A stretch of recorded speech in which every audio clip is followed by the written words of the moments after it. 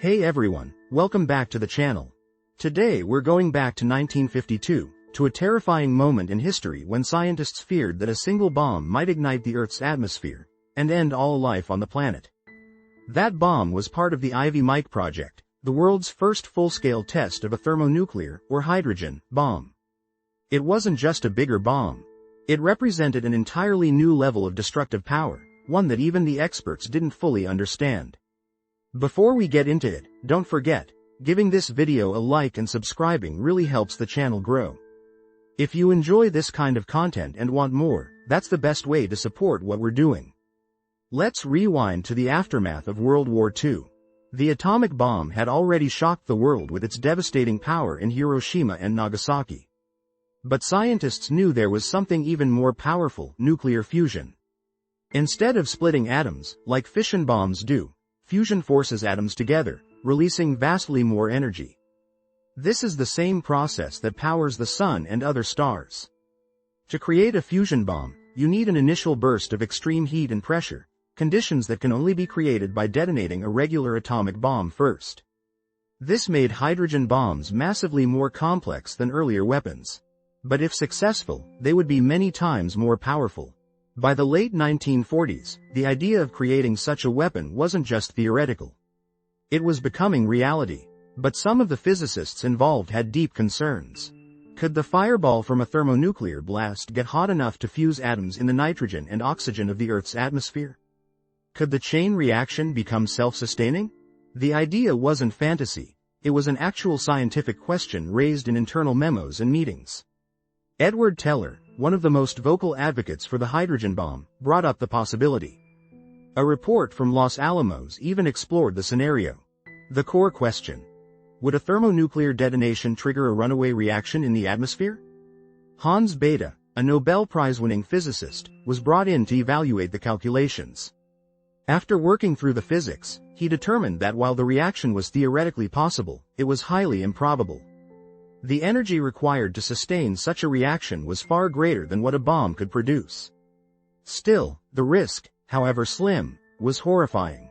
Robert Oppenheimer, the man who had led the Manhattan Project, expressed strong opposition to the hydrogen bomb program. He wasn't just worried about physics, he was also concerned about morality. He believed that creating such a device would lead to a dangerous and unnecessary arms race. History, as we now know, proved him right. Despite opposition, political and military pressures pushed the project forward. In 1949, the Soviet Union detonated its first atomic bomb, ending America's monopoly. This shocked U.S. leaders and accelerated efforts to build a hydrogen bomb. The result was Operation Ivy, a series of nuclear tests in the Pacific. Ivy Mike was the centerpiece. The device wasn't small, it was massive, weighing over 80 tons and housed in a building-like structure. It used liquid deuterium, a heavy isotope of hydrogen, as fuel. It was not a practical weapon, but it was meant to prove the concept. The test took place on Elyujlab, a tiny island in the Eniwetok Atoll in the Marshall Islands. On November 1, 1952, at 7:15 a.m. local time, Ivy Mike was detonated. The explosion was beyond anything the world had seen. The fireball grew to over 3 miles wide in seconds. The mushroom cloud reached 135,000 feet into the sky. The blast released 10.4 megatons of energy, about 700 times more powerful than the bomb dropped on Hiroshima. Elyujlab was completely vaporized. Nothing was left, just a massive underwater crater. The island didn't just break apart, it ceased to exist. The ocean rushed in to fill the space where land had been just moments before. And for a brief moment, people held their breath, figuratively and literally. Because until the fireball dissipated, there was still that sliver of fear. Had the atmosphere caught fire? Had humanity just made its final mistake? Of course, the Earth survived. The reaction did not spread. The scientists were right about the physics. Bethe's math held up. But the fact that they had to ask the question in the first place shows just how uncharted the territory was. Ivy Mike was a success, scientifically speaking. It confirmed that fusion bombs could work. But it also opened the door to a terrifying future. Over the next few decades, both the United States and the Soviet Union would build thousands of hydrogen bombs. Some of them were even larger than Ivy Mike. One of them, the Soviet Tsar Bomba, produced 50 megatons, 5 times more powerful than Mike. The Ivy Mike test didn't just change weapons technology. It changed how humanity thought about war. No longer was total destruction a hypothetical scenario, it was a button that someone could push. And with the Cold War heating up, it wasn't just possible. It was a constant threat.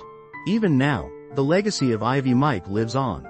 The island it destroyed is gone forever. The knowledge it unlocked still shapes global politics, defense strategies, and ethical debates. We now understand that science has the power to save or destroy us, depending on how we use it. Looking back, it's remarkable how much of that power was built on uncertainty. The smartest minds in the world built a machine they hoped wouldn't end the world, and then pushed the button anyway.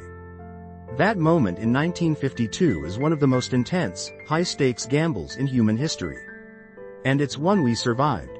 If you found this helpful, hit the like button, subscribe, and turn on the bell icon for more content like this. This is J03, thanks for watching, and I'll see you in the next one.